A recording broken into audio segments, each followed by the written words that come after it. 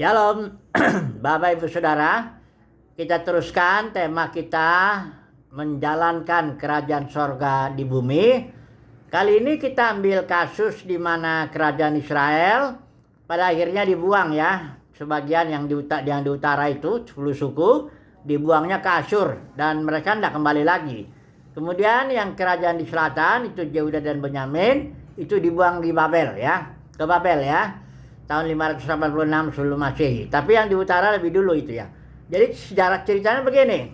Kita tahu ketika Salomo membangun bait suci, dia berdoa dan suatu api turun ya, luar biasa kemuliaan Tuhan memenuhi bait suci. Namun di akhir kehidupannya Salomo jatuh ke dalam penyembahan berhala.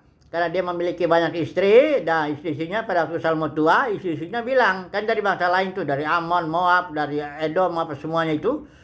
Mintalah dibangunkan mezbah ya Yerusalem itu supaya ada mereka mempersembahkan korban untuk Allah mereka. Nah Salomo ya karena biasa orang tua tuh ya udahlah izinkan aja ya.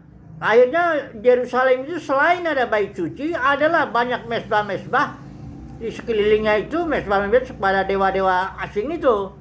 Nah dan akhirnya hati Salomo tidak sepenuhnya lagi mengikut Tuhan. Akhirnya Tuhan menganggap ini Salomo jatuh dalam penyembahan berhala dan akhirnya dipecahlah kerajaan itu. Tapi tidak di zaman Salomo karena Daud, karena Tuhan mengingat Daud ya.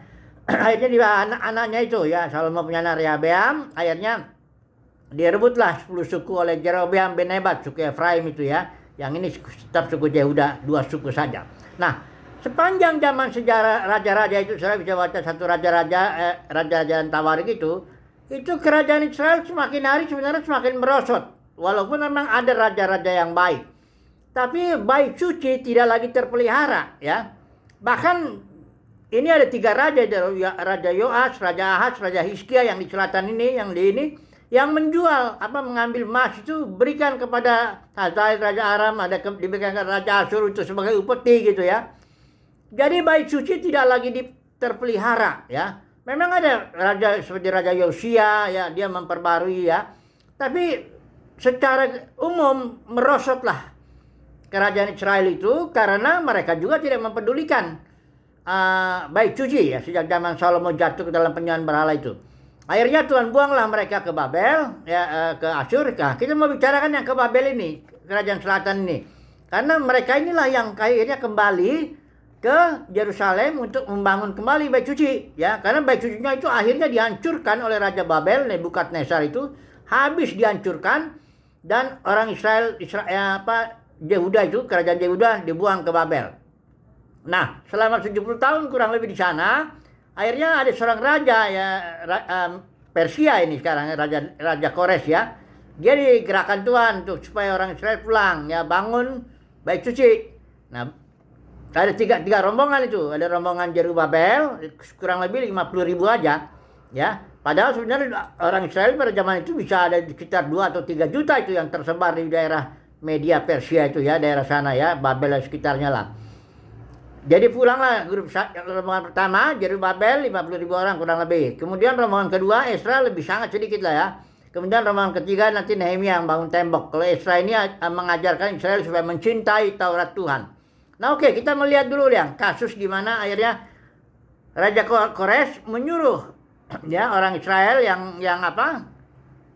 yang justru membangun bait suci ya. Ini keputusan politik ya. Raja Kores itu ingin supaya dia dan anak-anaknya didoakan ya, pemerintahan raja itu didoakan. Jadi dia suruh orang Israel itu bangun bait suci di sana supaya mendoakan raja dan anak-anaknya kan gitu. Nah, saya baca ya dari Ezra 1 ayat 5 dari versi ILT ya, bahwa yang datang itu hanya orang yang digerakkan Tuhan saja. Nanti kita lihat ya. Saya baca ini Ezra 1 ayat 5. Dan berdirilah para kepala leluhur dari Yehuda dan Benyamin dan para imam dan orang-orang Lewi, bahkan setiap orang, perhatikan ini, yang telah Elohim gerakkan rohnya untuk pergi membangun bait Yahweh yang ada di Yerusalem. Dan ternyata yang digerakkan itu sekitar 50.000 orang aja kalau saya lihat nanti jumlahnya ini.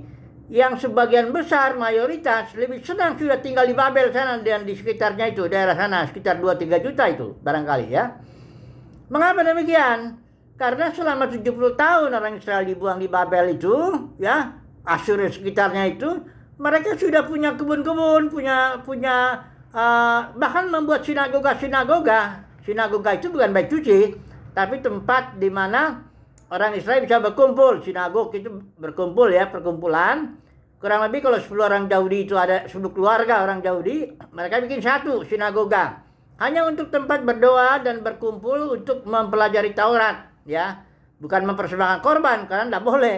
Kalau korban itu harus di tempat yang Tuhan meletakkan namanya, yaitu di Yerusalem. Nah, jadi mereka nggak mau pulang lagi. Karena mereka udah nyaman lah di Babel dan sekitarnya itu. Dengan mereka sudah punya kebun-kebun, mereka sudah berenang juga di sana. Mereka punya rumah-rumah, ya. Mereka sudah ada sinagoga, ya. Buat apa lagi pulang, ya. Nah, Tuhan menggerakkan sebagian orang, kurang lebih 50 grupnya Jerubabel itu, untuk pulang ke Yerusalem. Untuk pulang ke Yerusalem juga itu makan resiko. Bisa 3 bulan lebih. Dan banyak perampok di jalan dan sebagainya, ya kan. Cuaca tidak baik.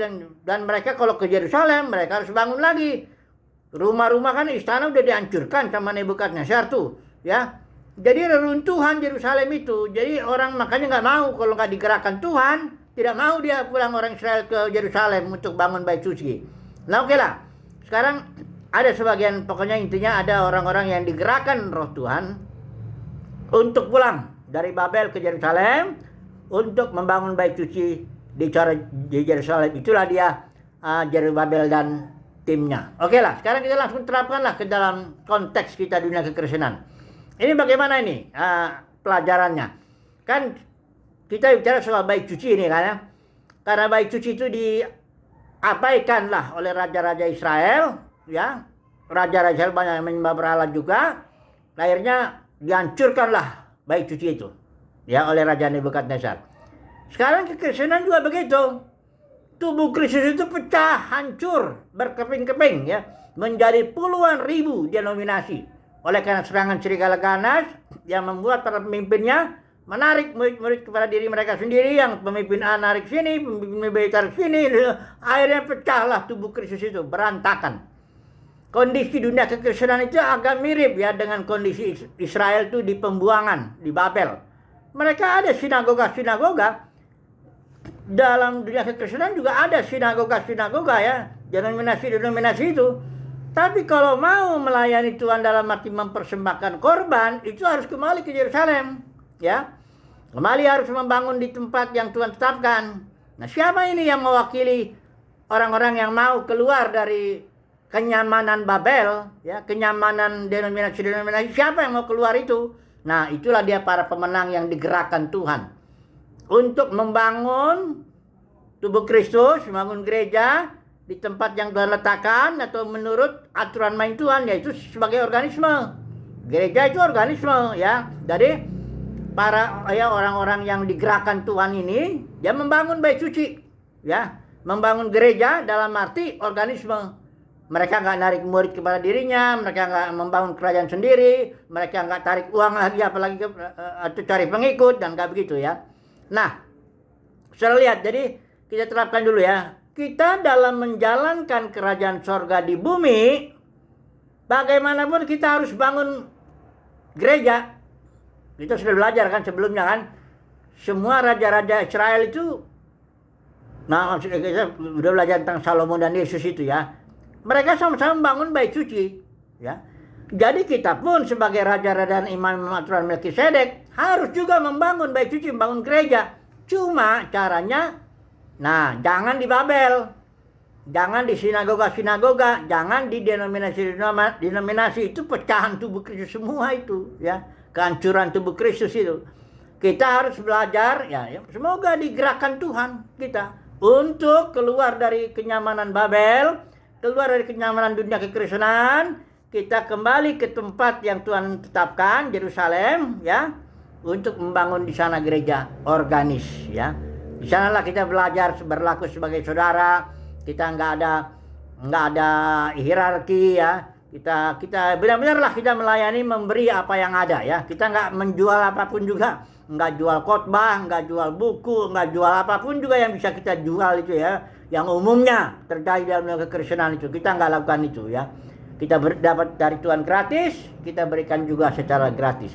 Semoga saudara dan saya mendapat kasih karunia nih untuk digerakkan Tuhan keluar dari kenyamanan Babel, kenyamanan denominasi, kenyamanan dunia kekristenan, dan membangun gereja, membangun bait suci di tempat yang Tuhan tetapkan di Yerusalem ya. Dan untuk kita berlaku sebagai saudara, sebagai gereja organis ya. Demikianlah kita bisa menjalankan kerajaan sorga di bumi dan memperhatikan gereja yang dibangunnya. Oke, haleluya. Tuhan berkati. Amin.